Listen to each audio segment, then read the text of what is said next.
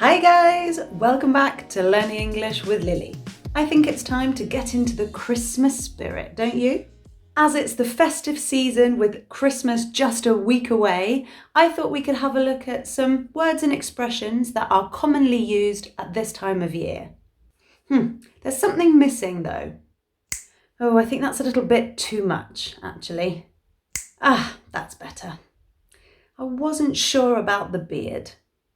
Okay, let's start with the expressions I used just a minute ago. So the festive season is essentially the Christmas period. And during the festive season, people like to get into the Christmas spirit. Or you can also say, get into the festive spirit. And this means do things that are related to Christmas that make you feel excited. So you can get into the Christmas spirit by doing things like buying a Christmas tree and decorating it. Maybe with some tinsel. Okay, so we decorate the Christmas tree with tinsel, long pieces of thread with little strips of shiny paper attached to them. Tinsel. And maybe some fairy lights. Fairy lights are small electric lights on a string. And perhaps some baubles. Okay, baubles are ball-shaped decorations that you hang on the tree. Bauble. Heads up, apparently in America, these are simply called balls. Okay, Christmas balls.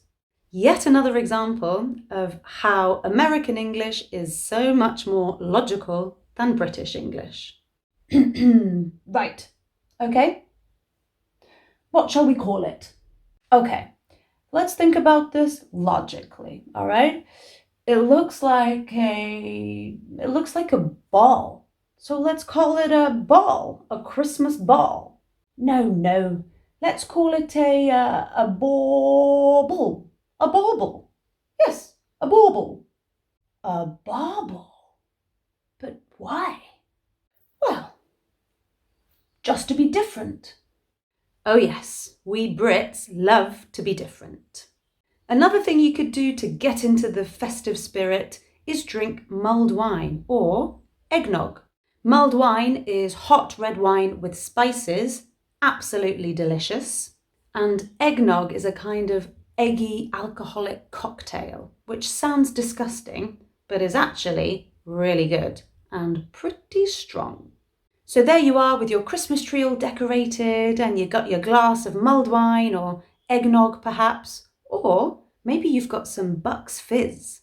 Now this is a Christmas favourite and it's very easy to make. All you need is orange juice and champagne. Thinking about Bucks Fizz makes me feel all Christmassy. Oh yes, the next word I want to teach you is an adjective to describe anything related to Christmas. Christmassy. You gotta love that. So red and green are Christmassy colours, for example. And if someone says they're feeling Christmassy, it means that the Christmas atmosphere around them is making them feel happy. Okay, next up we have a white Christmas. So imagine you wake up on Christmas Day, open the curtains and it's snowing. You've got yourself a white Christmas. So a white Christmas is when it's snowing at Christmas time. And I think we can all agree that there's nothing quite as Christmassy as a white Christmas. Okay, it's Christmas Day and time for Christmas dinner. Traditionally, we eat turkey for Christmas dinner in the UK. Many people eat other things, but traditionally it's turkey. Now, normally with your turkey, you would have stuffing. And stuffing, my friends, is the best part of the Christmas dinner. Believe me. It's this incredible mix of delicious things like bacon and breadcrumbs and onion and herbs. And it goes inside the turkey, and that is why it's called stuffing. To stuff is to fill a receptacle with something. So you could stuff a bag full of clothes, for example. The idea is that you're putting as many clothes into that bag as you possibly can.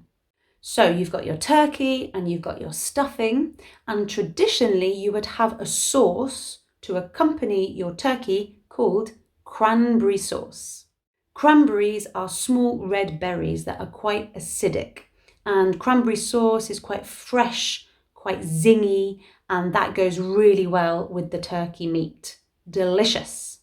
You'll have roast potatoes, of course, and you may even have Brussels sprouts.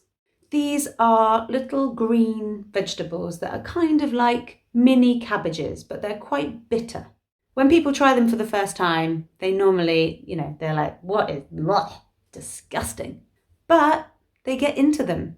And for dessert, we have Christmas pudding, obviously, which is a kind of dried fruit pudding.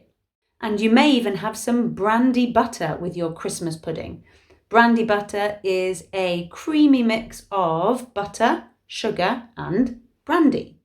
And at the end of the Christmas meal, if you've eaten a lot, you've got a belly full of food, you can say, oh, I'm completely stuffed.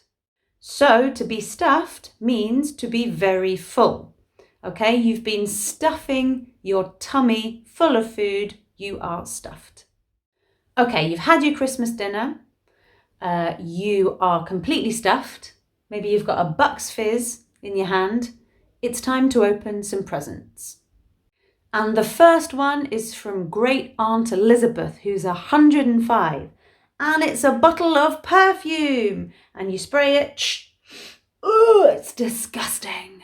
But Great Aunt Elizabeth gave it her best shot. She's really tried to make you happy. So you could say this expression. Ah, well, it's the thought that counts.